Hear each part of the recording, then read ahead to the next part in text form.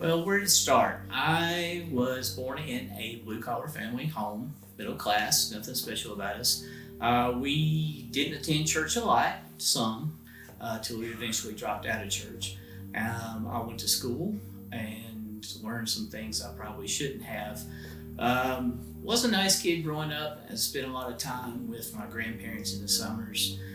Realized later on in life that I was told by my parent if I had been born a girl in the first place, been no need for a second child in our family. So there started my spiral down. When I was 12 years old, my uncle in the family took me to my first concert. I had my first joint, I had my first beer, I had my first hit of speed, and I had my first hit of acid. So I was kind of messed up, but I was hooked on all that at age 12. And so then just to tie all that together is just that I was not a very healthy person. I was not a very good dude. When I dated for relationships, I didn't want a relationship. I just wanted one thing and one thing only. So in high school, my current wife, who was my girlfriend at the time, decided I would be her rebellion, so she started dating me. She knew some of my past, but not all of my past. And the next thing you know is that she ends up pregnant. And so what we did next is she knew where I could go and find out where to have an abortion, which turned out to be one of my other family members. And I also had the money because I would scout tickets in high school. I would run packages in high school. So I always had a lot of cash on me in high school. So I ended up paying for it. I had asked her before the abortion if she would keep it. And that was not even a discussion. Her dad was a deacon within the church. She was considered a good Christian girl. She would then, this just didn't happen to her. So what happened next is she convinced me we needed to have the abortion. So I took her to Nashville. She had the abortion. I remember going into the place, and it was a horrible feeling. I can remember the multicolored metal chairs that she sat on with the plastic seats, and the tile floor. And I remember she went back there, and then she came out, and I took her home. She went in and took a shower. She said she cried in the shower. I called her later to see how she was doing. She was not doing well. I was definitely not doing well because I had thought that if we could have had this child, that I would finally have someone who would love me for who I was and wouldn't have any questions about who I was or what I was doing or why I was doing it. So I was missing out on having a relationship with a child that I helped conceive. Now, to me, if you're having an abortion, there's two parties involved, a male and a female. There's just no way around it. It's just not the lady's decision or the gentleman's decisions. I think it should be a joint decision. Unfortunately, today, that is not the way it is. So we went, eventually after we had the abortion, we were fortunate enough that we went ahead and got married, which is uncommon in this day and age. We have been currently married for 34 years, so we have beaten the odds, so to speak, of staying together after an abortion. I would say probably about 10 years later, she got some help with her abortion problem. We had both just pushed it down. We refused to discuss it, but it was always that one thing in the marriage that you just kept hitting up against, but no one dared speak about it. It was that little secret that nobody wanted out. Our families did not know at the time.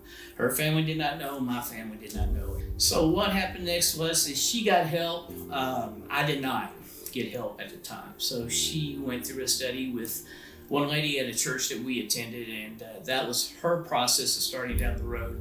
And then she eventually got healthy. Well, my wife convinced me as she went through the SaveOne program, and she completed it, but she wanted to go further into the SaveOne program. So she says, look, I've got to go through this course with somebody else to be coordinated with it, to be a coordinator. And I said, okay.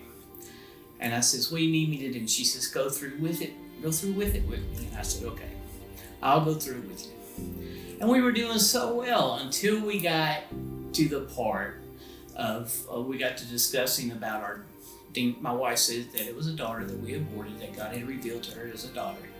And in the middle of one of the studies, this is about chapter 6, she says, God told me this was her name.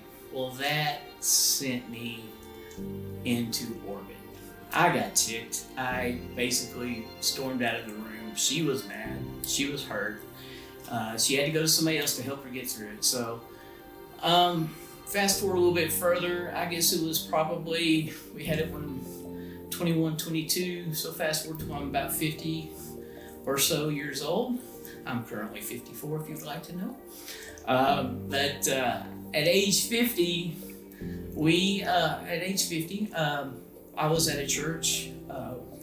We came to an agreement that we just didn't see eye to eye on some things, so we left. So sitting in the church one day, and I was thinking about going through the SaveOne again, so I was talking to Sheila about it, and I says, well, let's talk about Tim up in Michigan. Let's see if I can get hold of him and we can do it. She goes, oh no, Jack will do it. Just ask Jack. And I'm like, oh. Okay, so I went and sat down outside of our auditorium, our sanctuary, and I just sat on the bench, and all of a sudden, here comes Jack Harper. And he sits down next to him, does not say a word, and I kind of look at Jack, and I'm like, so what are you doing, man? And he goes, I don't know. God told me to come and sit on this bench with you. I'm like, okay. So I turned around and asked him, I said, okay. I said, Jack, could you please help me go through the SaveOne study? I thought I was ready for that too. So Jack said yes. And of all places for Jack to pick for us to do our study together was Cracker Barrel. I don't know why he picks the most crowded place in the world to have a SaveOne study, but that is where we had our SaveOne study there.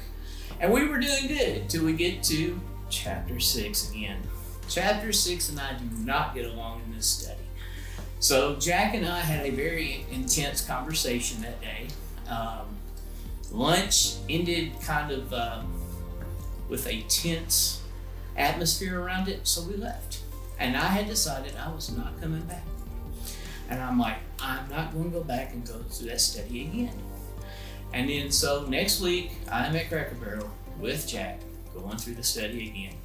And Jack sits down, and after we order, he goes, look, we're going back through chapter 6. We didn't get it resolved. We need to get this resolved, which we did. After we got it resolved, then I completed SaveOne. But before then, I had gone through a Living Waters type of ministry, which is, it was a very powerful ministry. It's about sexual brokenness.